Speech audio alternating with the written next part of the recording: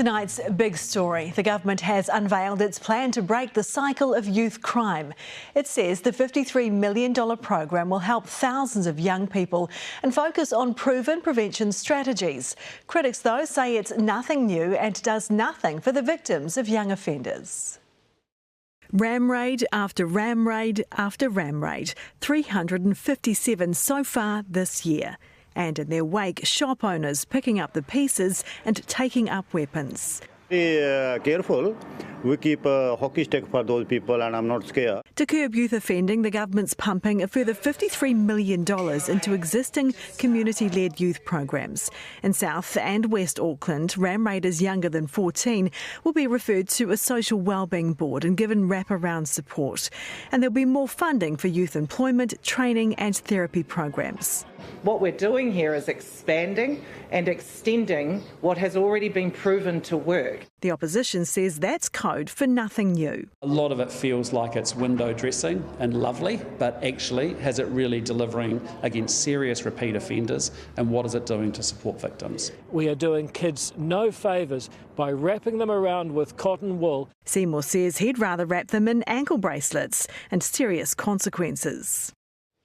For more on this, I'm joined in studio now by Emmeline Pickering-Martin, Policy and Advocacy Lead at E Tipu Iria Whānau Services. Emmeline, thanks very much for coming in again. Now, obviously, the focus here is really on helping these young people, getting them on the right track rather than punishing them. Is that the right approach, do you think? Yeah, absolutely. We've seen punitive approaches to youth crime occurring over time, and that really hasn't had any kind of positive impact. So I think that this first step is a really great one and a good way to look at the best way to support young people into good decision making. Okay, the obvious criticism coming from opposition MPs and some victims as well is that there aren't enough tough consequences on offenders for the crime. Yeah, we only have to look at previous kind of our track record of consequences and really tough stuff and how that's actually worked on younger people in the past to see that that's really not helpful. I completely understand victims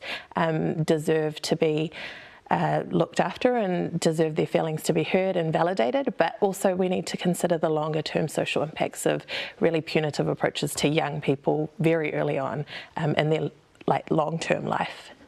So this is a lot of talk here about wraparound support, but of course to give people wraparound support you've got to sort of bring them in first, bring them into the system, and that's a bit of a problem as well already, isn't it? Yeah, and I think this is where the government could look at possibly resourcing more young people to work with young people rather than having these big systems that we know work, that have a lot of older people working there with kind of like a little bit different thinking, and we need to attract our young people into these services by having people who are in their communities, who know them well, who are around, close in age, so that they can connect with them in different ways that other people may not be able to.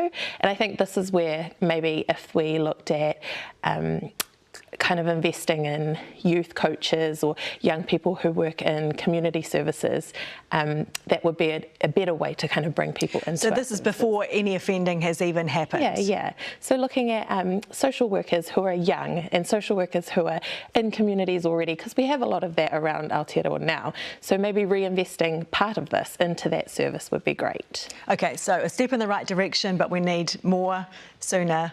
Yeah, definitely.